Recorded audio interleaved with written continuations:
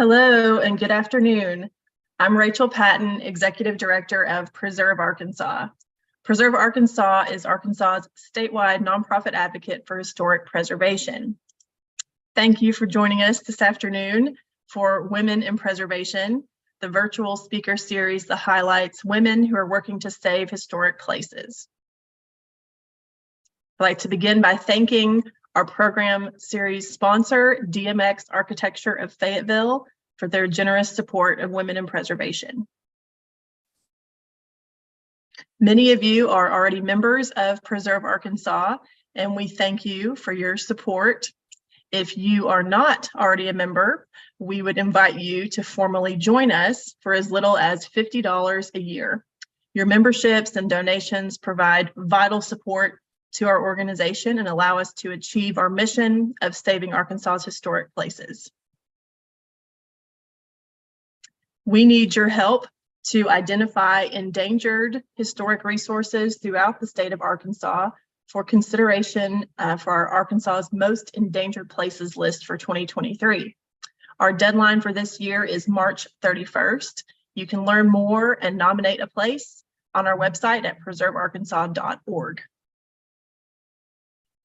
Join us next month for a talk by Angela Courtney and Allison Turner.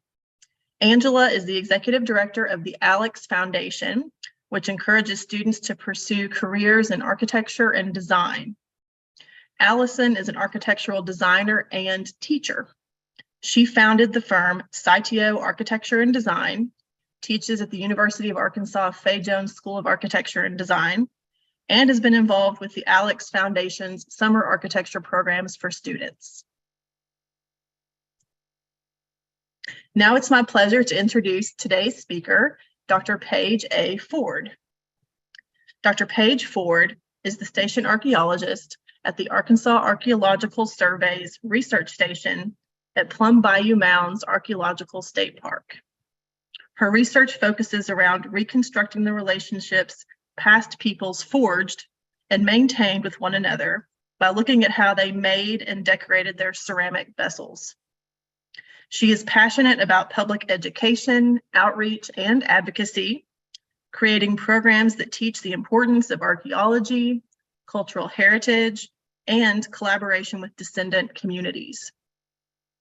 At Plum Bayou Mounds, she conducts new research as well as consults and advises state parks on site preservation and management. Please welcome Dr. Paige Ford.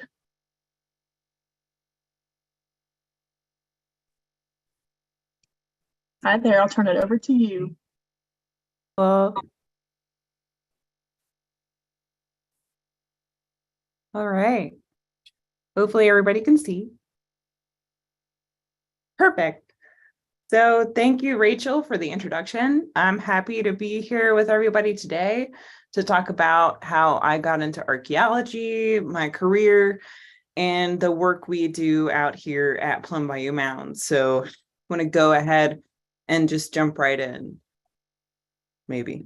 Okay. So this is the road ahead where we're going to be going in this talk. First, I'm going to just talk a little bit about myself, which is super weird, but I guess that's what this series is all about. I'm going to talk about my career, how I even became an archaeologist, how I got interested in preservation, my work in public archaeology, and then archaeological research as well. Then I'll talk a bit about the Arkansas Archaeological Survey, which is the agency that I work for. And then I'll highlight some of the work that we do out here at Plum Bayou Mounds with state parks. But before I do any of that, this shameless plug, it is currently Arkansas Archaeology Month. I've put a QR code to the events calendar. There are events like this one happening all over the state. They're in person, they're online. So check that out and you'll be able to see archaeology related events, some of which are run by some of my colleagues and then by other organizations throughout the state. And so we're highlighting and celebrating archaeology in the state of Arkansas this month with events just like this one. So to get started, I want to talk a bit about how I got into archaeology and preservation. I don't want to talk too much about it because I don't know, I find it a little bit weird. But I want to focus as well on the things we do at the survey, because I don't think people are aware quite of the survey as a whole, and then the things that we're doing out here in preservation out here at Plum Bayou Mounds. So there are some folks, maybe not very many, but there are some people who've kind of always known that they wanted to be an archaeologist, or they really value history. They like historic buildings. They think arrowheads are cool. And they always knew they'd be an archaeologist or work in preservation. And I was for sure not one of those people. I grew up in Winston-Salem, North Carolina. And the closest I got to history was going to Old Salem, which is one of the first Moravian settlements in North America. It's preserved now. You can see the photo as part of a historic part of the city and now there are archaeological investigations happening that are investigating the role of slavery in that settlement. And my family was Moravian, which is a group of German Protestants, but I never really understood what that meant in terms of history or time depth. I really had no concept. And really, I never kind of got past the delicious pastries that we would get from Winkler's Bakery. I think that was my main focus, and in some ways still is, because they are delicious. But I guess in hindsight, this growing up around this environment, going there, seeing all the historic buildings had some effect on me. And now, of course, I realize that all of us grew up in places with incredibly complex histories, a lot of time depth, thousands of years of history that all tell a story about past people, both pre and post European contact. But really, I had absolutely no idea that I would end up as an archaeologist till I got to college. It was not on my radar at all. In fact, so much so not on my radar that I spent 3 years majoring in mathematics before I realized that I was unhappy and I needed to change. I wanted to be a cryptographer. I thought that that would be a lucrative thing to do. That would set me up well for the future, but I was super unhappy. I was all right at math, but when I got to a certain point, it just wasn't fun anymore. My mom likes to say I was boring to talk to before I became an archaeologist. And so I switched majors in my junior year. I moved from working in a business office, doing filing and account work, to working in an archaeology lab where we were washing artifacts and processing materials from archaeological work that was happening in Mississippi. And at that point, my future was pretty uncertain. I was a senior in college. I had no idea about the job prospects in archaeology. I didn't know what it was really like to be an archaeologist and what kind of money I would make. But I was happy. I was happy doing something I enjoyed for once in my undergrad career. And I finally found hope that, I could love what I do. And then, going on in my life, I eventually learned I could make a living doing what I enjoyed doing. And so that's what I ended up doing. Here I've just got outlined my academic training, super boring slide, but sometimes people are interested to figure out where I came from and where I did my work. Of course, I got my undergrad from the University of North Carolina at Chapel Hill. It was an undergrad in archaeology. They had an archaeology focused program. A lot of programs are anthropology programs, but this one was archaeology focused. Again, I worked in a lab there. I took a year off to do some work that I'll talk about in a little bit. Then I went and did my master's at East Carolina University. I'll talk a little bit about that too. And then finally, I moved to Oklahoma. I know, crazy move there from North Carolina to Oklahoma. But that's where I did my PhD, which I finished up just before starting this job in July of 2021. And I think it's interesting here, my career in hindsight has always been geared somewhat towards historic preservation in some ways, in a lot of different ways. And archaeology itself is part of a process of preservation of knowledge and, of course, of learning new things. And there are a lot of archaeologists all over the world, even all across Arkansas, working to preserve archaeological sites through various means, and some of which I'll mention in this talk. I've been very fortunate to work with a lot of folks in those efforts and continue to work with those folks in Arkansas. But I think it's just interesting that in hindsight, a lot of the things I did when I was trying to figure out what I wanted to do in archaeology actually led me towards a career in preservation. It's just an interesting little tidbit. So it's fresh out of undergrad, had no idea where I wanted to focus in archaeology. Did I want to do pre-contact? Did I want to do historic archaeology? Did I want to do North American archaeology even? I had no idea. And so figuring that out, I'd only had 1 year in the lab worth of experience, and I had to do a field school to learn how to dig. The only field school options I had were one in Mississippi, working at that site that I had been washing artifacts from, or one in Peru. One of those sounded way cooler than the other. So I went to Peru.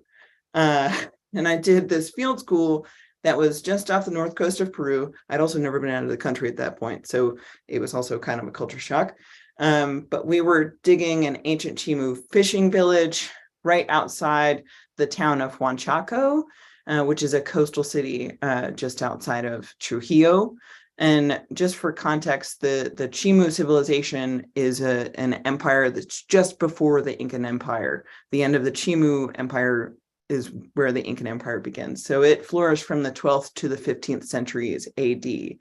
And the site where I did my field school, and as well as many other archaeological sites in Peru, suffer a lot from poverty in the country.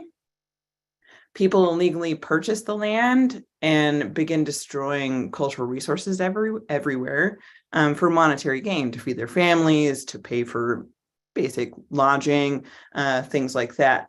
And in the case of my field school, the site we were digging was actually was being illegally quarried by a gentleman and had been scoured out almost entirely. So we were working to try and preserve some of that.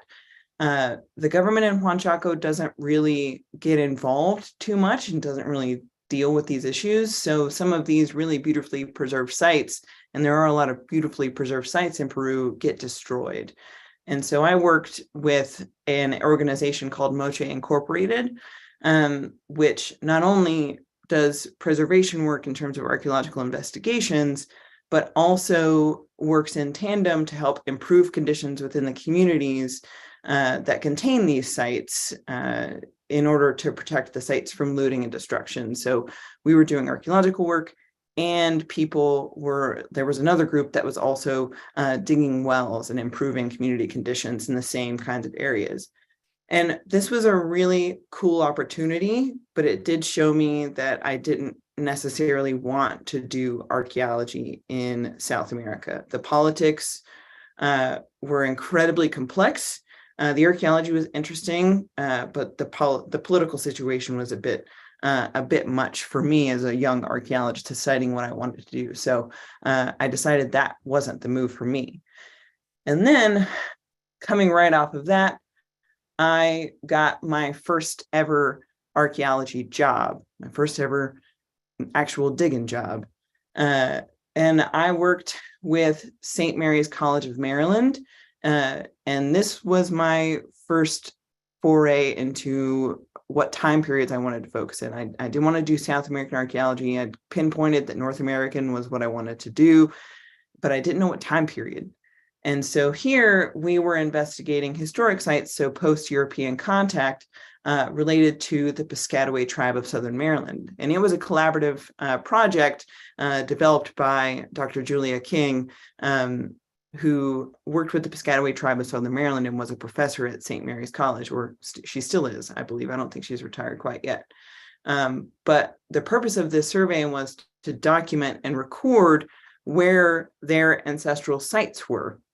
So to really locate those sites and investigate them archaeologically to help preserve them.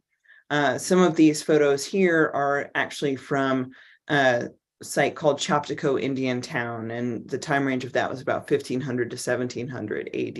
And that was, I think that was some of the earliest stuff we got into. And we also, to help bolster the grant project, did some cultural resource management work, which is where most archaeologists work. And I did not enjoy that at all, decided that that wasn't really for me. So I knew at least I would need to get a PhD in order to get a job like the one that I currently have to do what I wanted to do when I eventually figured that out. And then I also figured out historic archaeology wasn't for me.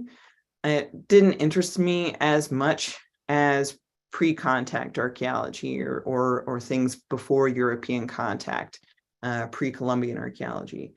So after this job, I applied to grad school in the midst of having this job and was accepted and went on to East Carolina University, where I got to go back to my, I guess, my roots, so to say, and get back to working in pre-contact archaeology, since I'd spent so much, well, at least a year in the lab at UNC processing artifacts from a Mississippian site.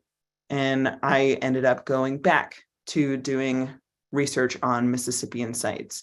This is where I did my master's thesis research. This is Town Creek, which is a Mississippian site in the southern Piedmont of North Carolina. You can see the date range there. And I didn't excavate here. We were working with existing data, but we analyzed the spatial arrangement of burials in household cemeteries. And this archaeological site is actually, it's a single mound site. You can see a reconstructed mound there on the slide. And it had at least 10 roundhouses surrounding a central plaza. So there's one reconstructed there. And in the floor of these houses, there were cemeteries where people were interred. And so we were looking at the spatial arrangement of those to investigate how those practices were occurring and how those family groups were doing different things. And of course, like we know today, family members bury their family members in different ways based on your traditions, your values, et cetera. And we were able to show some similar things with that.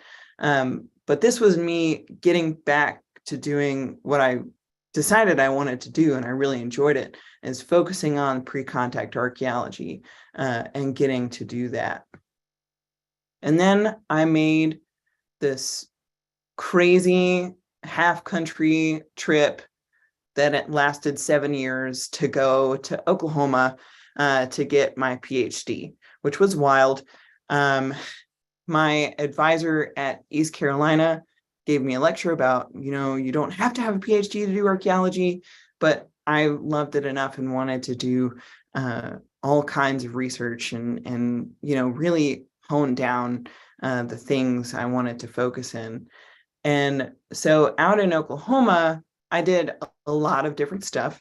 It was a bit of a culture shock, not only the people there, but the archaeology was very interesting. So I did a lot of different stuff, as the typical academic does. I did research, I wrote articles, I taught undergrad classes. And the cool thing about Oklahoma is that I learned a lot about historic preservation. I'd kind of gotten to stick a toe in it, like here and there, but I got to work pretty much the whole time I was there pretty consistently with the Oklahoma State archaeologist who's at the Oklahoma Archaeological Survey. And I got to do a lot of Section 106 work, so preservation work in that respect. And in Oklahoma too, it's interesting because it's home to 39 federally recognized tribes who have their own historic preservation experts. They're tribal historic preservation officers, some of which, they work in Arkansas as well because it's their ancestral homelands. But I was lucky enough to work with several of these who were kind enough to teach me about how they approach historic preservation, the importance of working alongside tribal nations in archaeology. I've been lucky enough to build collaborative programs with a few of them. And then, of course, they taught me how to properly consult with tribal nations, collaborate with tribal nations, and they've had a large impact on my career thus far. So I think in Oklahoma, I kind of found my stride it's a relatively short career, but I think I found my stride here. I learned really what I wanted to do. I made a lot of new connections. I learned a lot of new stuff. I found the things I was most passionate about in archaeology. And I found my place as an archaeologist in the United States. And at OU, I was given that freedom to do and dabble in a lot of things. And one of the new passions I found was that of public outreach and education. And that's followed me through my career out here in Arkansas, teaching the public about the importance of heritage, archaeology, and how and why we do this work, because that's very important and very relevant. And plus, I just think it's really fun and cool to engage with people, kids, everyone, and show them the things that we can learn just by analyzing material objects. It's always fun to talk with kids and then hear people's stories about, their experiences in archaeology, because there are a surprising amount of people who have done some flavor of archaeological work, or, they've gone out and hunted arrowheads, etc. But in Oklahoma, I worked with an organization called the Oklahoma Public Archaeology Network, which is still in operation today. I believe they're now a department at OU. And there I was able to learn from a few of my grad student colleagues who'd been doing this kind of work for years about communicating with the public, how best to teach archaeology to the public. I taught a workshop, actually using my expertise. I'm a ceramicist, so I specialize in how past and present peoples build and made ceramics. So I used that expertise in archaeology to teach a workshop to teach people how we learn from archaeological ceramics. So how we take what we excavate and learn how people made and built them. And then also I taught them how to make their own pot using methods that have been used by Native Americans for generations, both pre-European contact and up until today. So there are a lot of Native American potters that use the same methods today. I also was lucky to give lectures, facilitate panels and series. I worked with local avocationals, you can see a photo there, to do excavations, landowners, public outreach events, taught K through 12 kids. And it was something, it was just kind of pure happenstance, but it was something I knew I wanted to continue. And it was something I really found a passion for in archaeology, not only doing the research and pre-contact North American archaeology, but teaching people what we do and how we do it. And I think that public outreach is really essential to preservation and to keep archaeology relevant, and also to, selfishly get less questions about dinosaurs and get quoted Indiana Jones a little bit less every now and then. So, it's all part of that effort. But if people know that there's archaeology in Arkansas and what's happening to it, I think everyone agrees that preservation is very important, and public outreach is just one big part of that.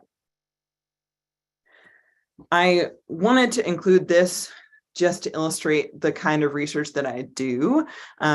Mentioned it in my introduction, but I mostly work with legacy collections, but we will be doing excavations out here at some point. Legacy collections are the things that have already been dug out of the ground and are curated in museums.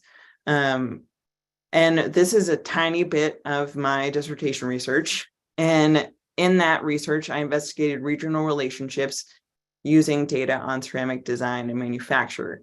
So the communities I studied resided on the Ozark Plateau and surrounding parts of the plains and eastern woodlands from AD 1400 to 1650.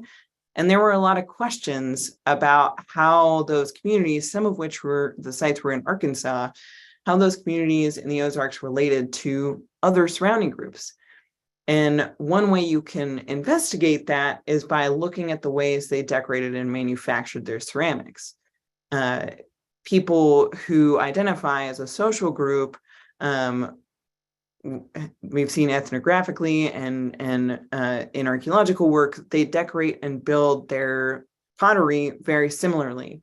And so you can use similarities to make inferences about, how people related to one another. And that's most of the work that I do. And so looking at a pretty large data set, you can see some of the example ceramics there on the left-hand side. I was able to map out those relationships and show connections between those groups, which were, they're called Neosho. In the Ozarks, they're the purple dots on the social network graph there. And I was able to map out their relationships to surrounding groups using those similarities in ceramics. And those are some of the techniques that I will be using out here in Arkansas as well. But that's just a tiny, I don't want to bore you anymore with that. So that's just a tiny bit of what I do. So that's me. That's how I came to be an archaeologist. I got the PhD in 2021. It was wild. I actually defended my dissertation. And the day after, I moved to Little Rock. And then 3 days later, I started this job. So it was pretty wild. And I'm happy to be here. But now that I've talked way too much about myself, I want to talk about the Arkansas Archaeological Survey, the work we do, the work I do within that. And just show you guys some of the things that we're doing, because I think it's pretty cool. So if you're not aware of the Arkansas Archaeological Survey, we're a part of the University of Arkansas system. Our main mission is to study and protect archaeological sites in Arkansas, to preserve and manage information and collections from those sites, and to communicate what we learn with the people of Arkansas. So just like you. And we have, I'll talk a little bit about this later, but we have cooperative agreements with 7 state university campuses, 2 state parks, and the UA Systems Winthrop Rockefeller Institute. So we have archaeologists all around Arkansas doing similar kinds of work that I'll talk about today. Our coordinating office is housed at the University of Arkansas Fayetteville. You can see a photo of it there I took when I was doing my dissertation research. And it houses all of these lovely folks that do a whole host of many different things. The state archaeologist, who is Dr. Mel Zabecki, who I believe did one of these talks last year for Arkansas Archaeology Month. So you can probably watch that on YouTube. But she does a lot of incredible work as well in public outreach and education, and coordinates site and project records, cooperates with state and federal agencies, and a lot of different work that I don't do. Thank you, Mel, in coordination with everyone there. We also have our own public outreach and education coordinator who works alongside all of the stations to develop new programs. She does an incredible amount of outreach in Arkansas and does the kinds of things that I just talked about, but that's like her main job, which is super rad.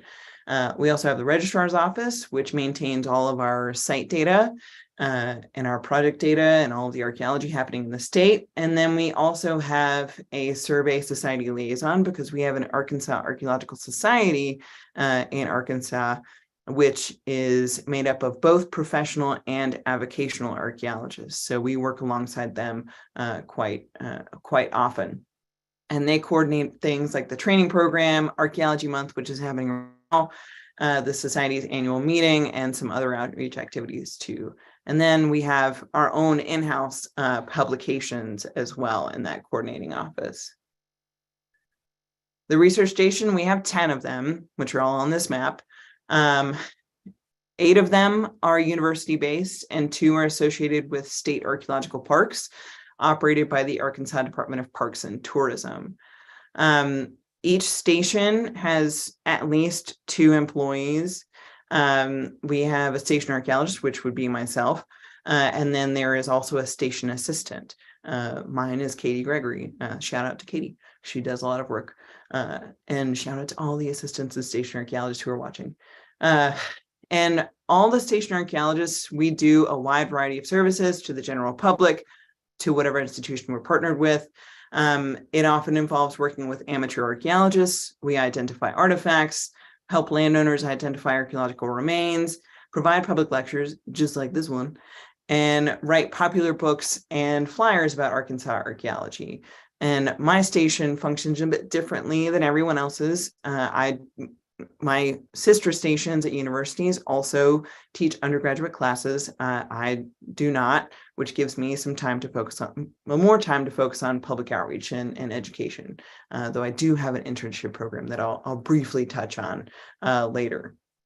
But we have those 10 stations. We all work really well together and assist each other in our preservation efforts and more. And you'll see some smiling faces, some of which are my colleagues at the various stations. As I go through the presentation, you'll see their photos. So finally, getting to my station in particular, it's the Plum Bayou Research Station.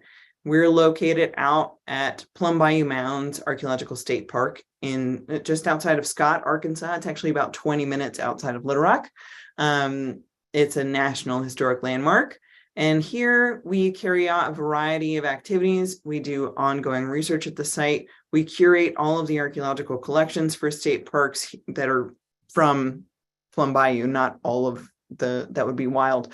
But we also help consult with interpretive public outreach programming. And then one of our main roles is assisting with the preservation of the site, including things like mound erosion. When they need to put new pipes in, we make sure they're not impacting the archaeological site. And then we do continuous site monitoring as well. And just to address the elephant in the room, this was previously named Toltec Mounds Archaeological State Park. I wrote an article about the name change, but this was announced in November 2022 that the name of Toltec Mounds Archaeological State Park was now changed to Plum Bayou Mounds Archaeological State Park. So that's, if you haven't heard that, that's the hot goss, I guess. And the reason we did this is because Toltec was a misnomer. The mounds were not built by Mesoamericans. They were built indeed by local Native Americans.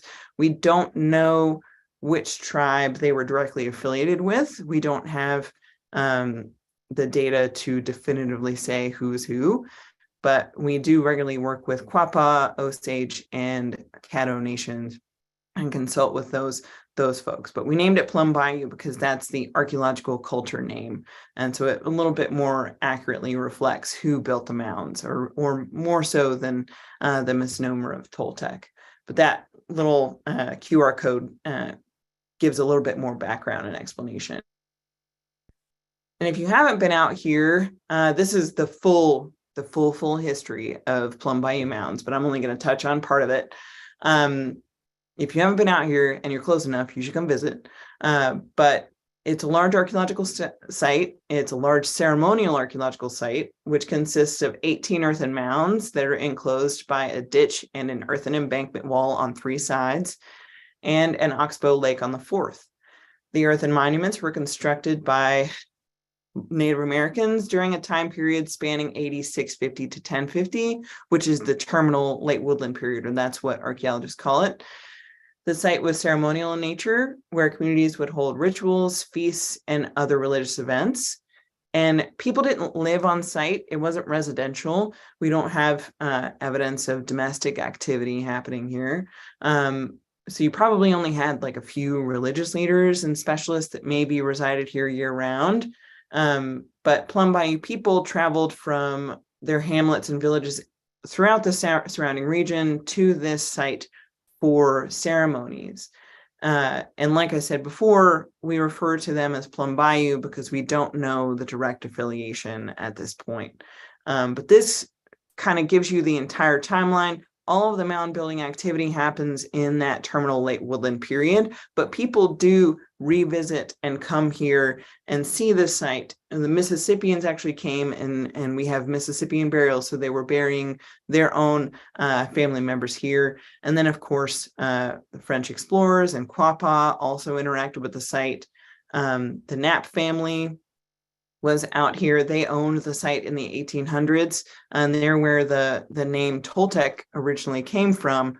The Smithsonian has been out here and done archaeological work. And then, of course, you have now it's a state park, and Arkansas Archaeological. We're out here as well. This is kind of just a bit of a map. It's kind of, I just wanted you to have a frame of reference for what the scale of the site. It's about a 100-acre site, and most of what we know about the site, I hope you can see my pointer here. Most of what we know about Plum Bayou and this mound site in particular comes from this southern area here, where we have our tallest standing mounds. Mound A here is actually the tallest mound in Arkansas, tallest recorded mound in Arkansas, standing at 49 feet in height. But most all of our data comes from this end of the site.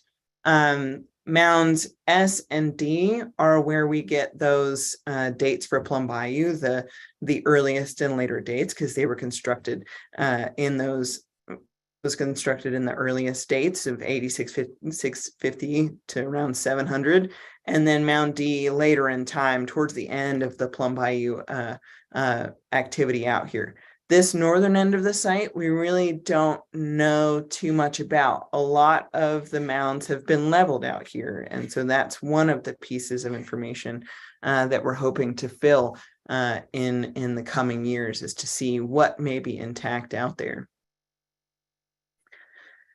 There are a lot of gaps in research on Plum Bayou people, and that's one of the main focuses of the station out here, is to do that research. One of those things, of course, is doing geophysical work and excavations in that northern area to determine how impacted those deposits really have been, and figuring out a little bit more how that part of the site fits in with the whole story of the site. We also have a lot of unanswered questions about Plum Bayou people.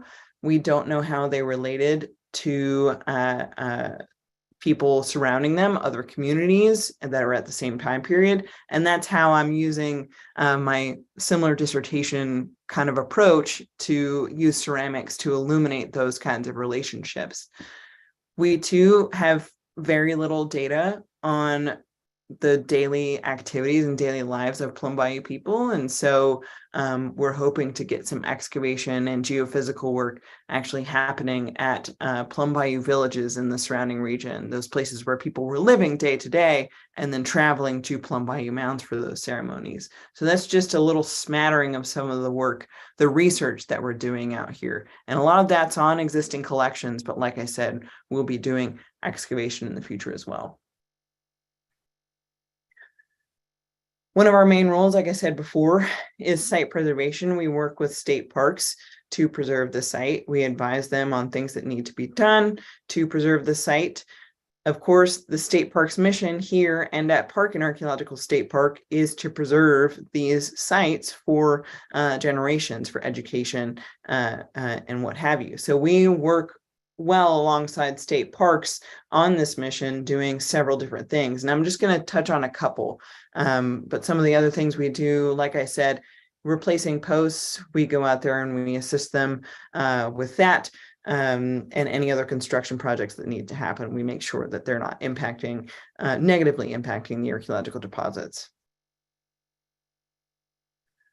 We do regular surface collections, which helps us with our research, one, getting us some more data to actually look at and study, but also to monitor the site, because we have a lot of erosion that's happening. The site is on the edge of an oxbow lake. The lake levels have risen in some parts due to climate change. And then we have seasonal fluctuations of rising and falling. And so parts of the site are eroding, unfortunately. So we do regular surface collections. We do get the public involved in that. In some cases, you can see some photos there. It's actually a class from UALR that came out to help us with some surface collections on an area of the site that is pretty interesting, because it's essentially a mixed deposit. People lived on the site and had houses on the site in the 1930s through the 1960s. Well, even earlier than that, but that's the most That's the oldest stuff that we have in this collection so far. But this area is where people would, at that time, before it was a state park, essentially come and dump their trash. And it just so happens to be kind of on the shoreline. And so you have that wave action coming and going, and it's mixed together all of these glass bottles from the 30s through the 60s, historic ceramics, and it's mixed it together with Plum Bayou time period native ceramics and stone tools. And so here we're doing a lot of this research to help monitor the erosion and quantify the erosion in some cases, and to learn more about a lot of the activities on site. One of the most recent things that we've gotten into, unfortunately, is investigating a large erosional slump on the backside of Mound A, which is that tallest mound. This is the lake-facing portion. You can kind of see in that top or left photo, we've had a large slump event. It's outlined in red flags, and people are clearing brush away from it so we can properly document it. But we've been working to help mitigate that erosion and, well, shore it up for a little bit so that we can essentially fix it or minimize the impact that this erosional activity is happening. So we worked with state parks and our interns to document the mound. We actually made an entire topographic map of the mound. We had we had several stations involved in that work, our station at the University of Pine Bluff, and then our station at Winthrop Rockefeller. They all came out to help us document, make 3D models, make topographic maps. And then we ended up clearing the brush away and putting coconut fiber matting on the slump, which is essentially like a kind of Band-Aid to hold it together while we can get specialists and other people who can give us recommendations on the best methods to shoring up this portion of the mound to minimize that erosion. And so that's one of the more recent activities, the site preservation activities that we've been doing out here. Like I said before, we do a lot of public outreach and education. We have kind of a fishbowl lab here, so people can look in and see the things that we're doing. And one of the things we're doing now, we have a fairly thriving internship program where we get students all the way from, Hendrix University. We have a couple from UALR right now who are helping us do research and investigate portions of the site. They're actually working on that historic surface collection right now and doing archaeological research. So we're training students. We do booths at various events. We do speaking and engagements. Katie, the station assistant, is actually working with our graphic designer at the survey to make coloring pages. So we do a lot of work with the public and in developing some educational tools as well. And of course, that's one of my favorite things to do. So it's exciting. And the survey itself has a lot of educational resources on the website for K through 12 teachers. And we also, at each station, we have, I believe we have an educational kit to loan to K through 12 teachers. And we can also send archaeologists out to classrooms to teach if that's something that people want to see. And then we have Archaeology Month, which we're in right now. And we have all those events happening all around the state. All of this to make people aware that archaeology is happening in their state. A lot of our work, I'm almost done, I promise. A lot of our work in public outreach also flows straight into this next portion I'm going to talk about, which is our relationship with the Arkansas Archaeological Society, which is something that anyone can be a member of.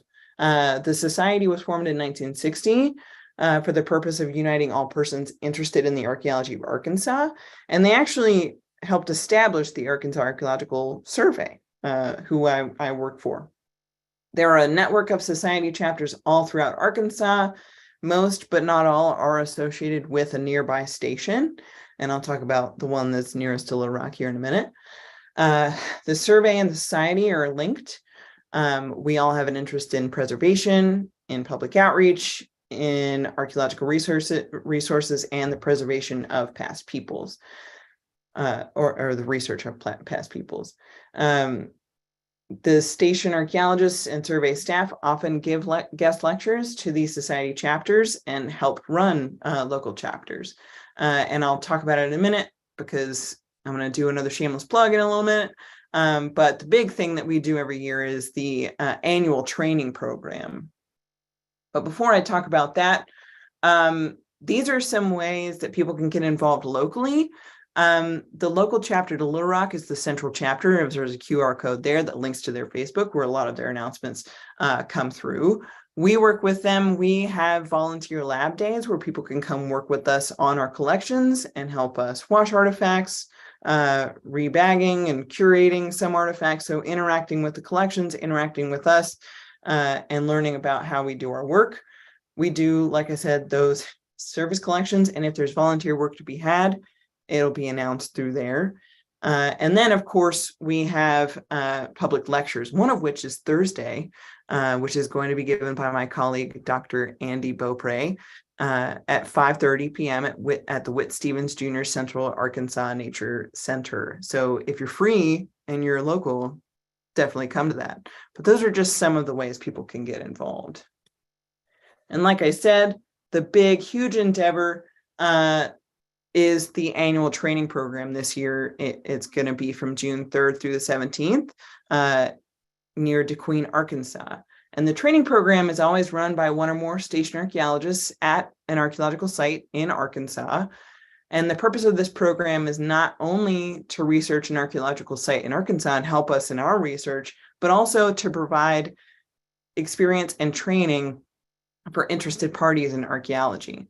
And so pretty much every station archaeologist and all station staff attend this 2-week-long program, and we offer classes like basic excavation, which I'll be teaching this year, at least one of the weeks. There's a basic lab class. There are more advanced lab and excavation technique classes, and then there are some specialized courses like ceramic and lithic analysis, site survey, and more, based on the expertise of the staff and what people want to teach.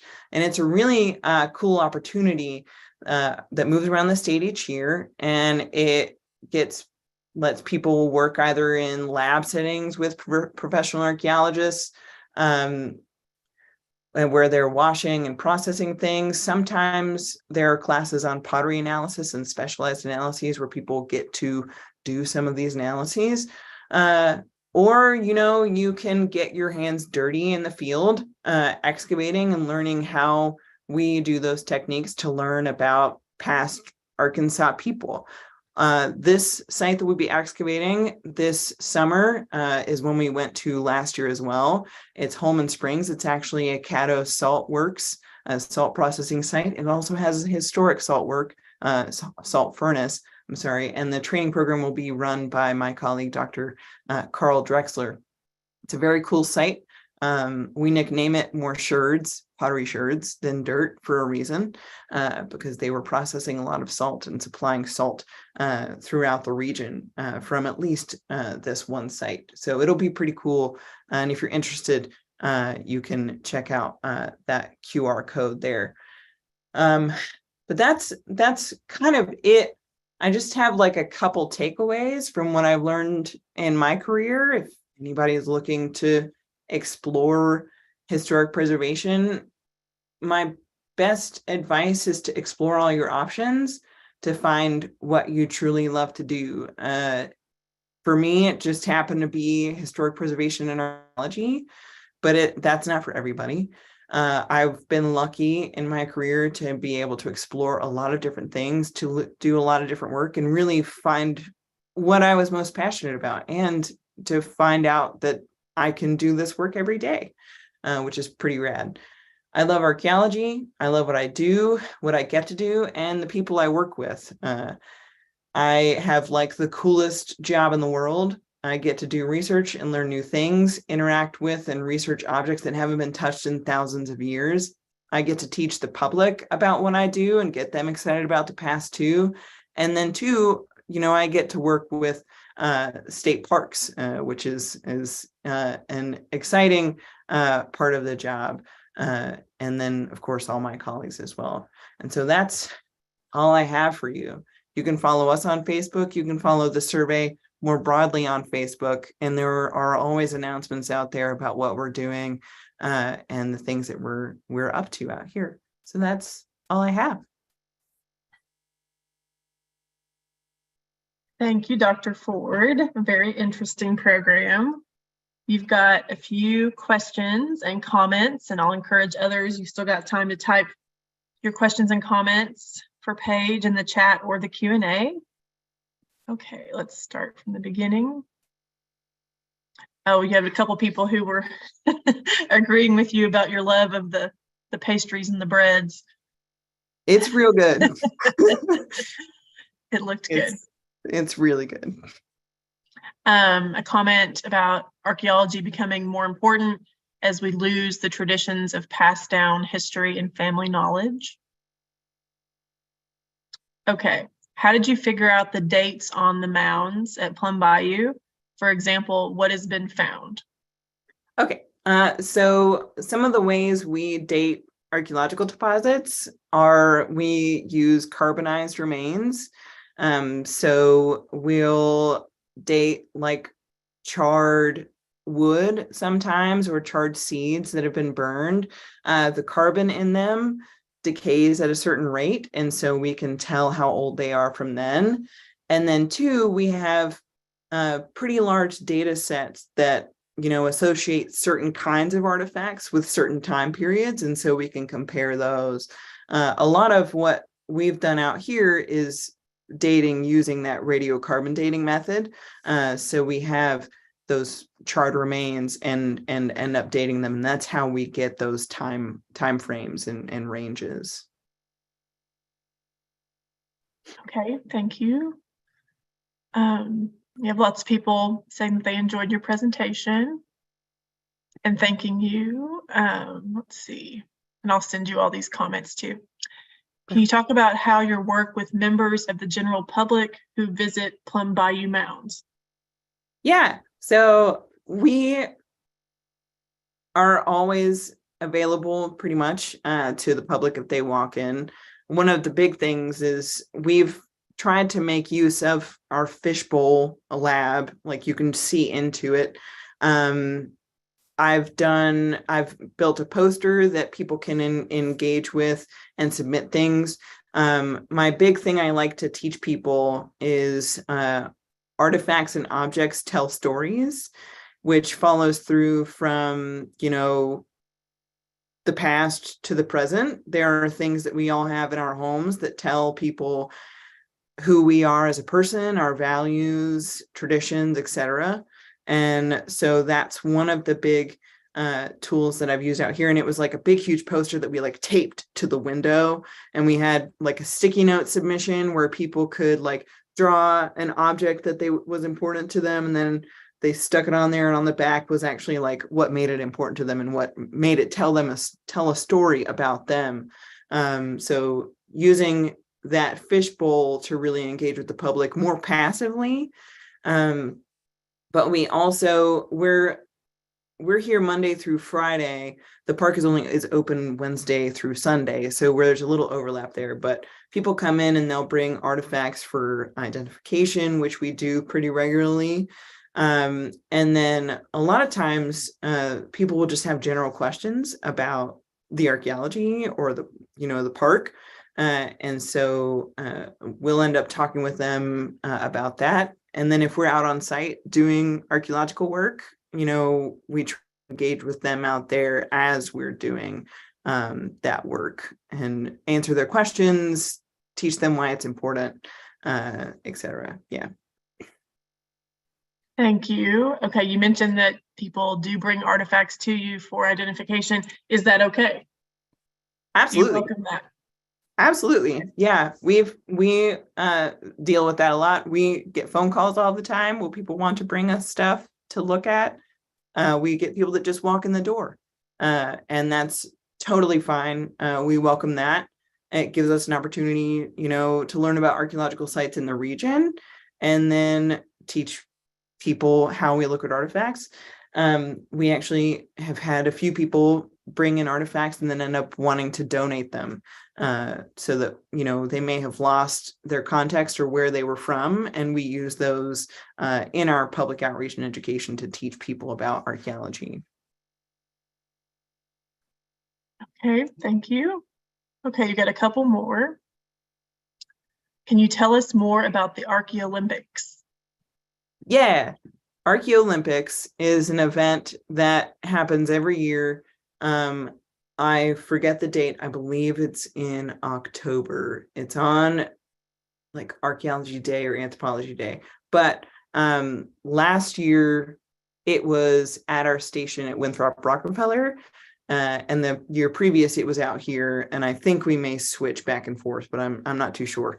That's a question for Michelle, our public outreach coordinator. But the event itself, you can essentially build a team and you can compete in archaeology related games and like trivia things.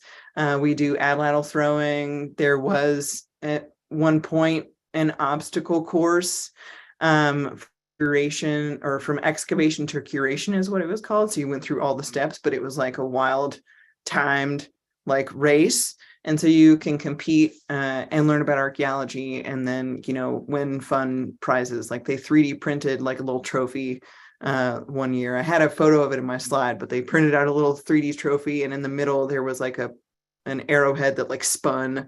So it's pretty fun. It's a pretty fun outreach event. Yeah. That does sound fun. Let's see, you've got another one.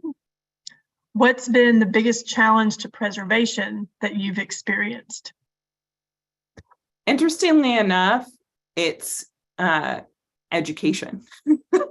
The biggest problem I've experienced in, getting people excited about archaeology is actually teaching them that there's archaeology everywhere, that it's not just happening in like Egypt and overseas, that it's right here, like not in their backyard. I mean, maybe, I don't know, but that it's here, it's local.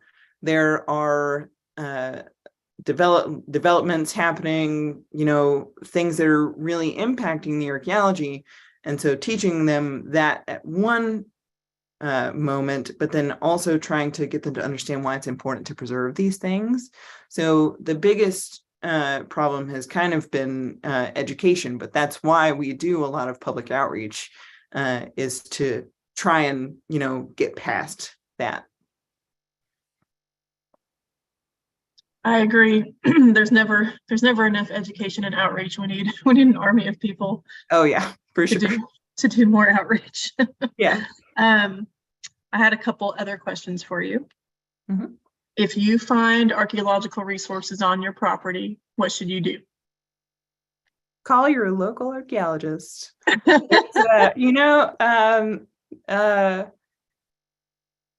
There's an interesting amount of people, and I'm going to dispel the rumor now, that think if they have archaeological stuff on their property, that archaeologists are going to come in, swoop in, and steal their land. That's not true, and that is not going to happen. What we do is work alongside you to figure out what you have on your land, to help you research, learn more about it. And then, you're kind of in the driver's seat of what you want to happen. We're there to assist you. And so we have in Arkansas, it's an interesting system because you have access to archaeologists in all parts of the state. It's one of the unique states where we have archaeologists locally all across in different regions. And so if you go to our website, maybe you live near Fayetteville. We have a station near Fayetteville. We have a station near Fort Smith. And those stations and the archaeologists there are happy and willing to come either document whatever is on your land, to tell you if there's already an archaeological site that's been recorded on your land, because sometimes that happens and people aren't aware of it. So my advice is always contact your local expert, because that's why we're here. We're public servants, all of us. So that's one of the things that we love to do. So Hey, finally, you've talked about how you have your dream job. What's one of your favorite things about your job? Oh, that's so hard. Uh, I guess my favorite thing is that I learn something new pretty much every day. Um, like either it's from some of the research that we're doing, or I learn something new about the site.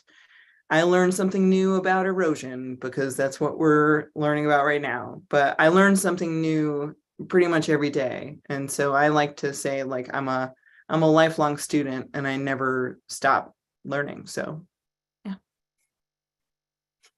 Very good answer. Okay, well, thank you so much, Paige. We appreciate it. You did a wonderful job. And thanks to all of you for watching, and we'll see you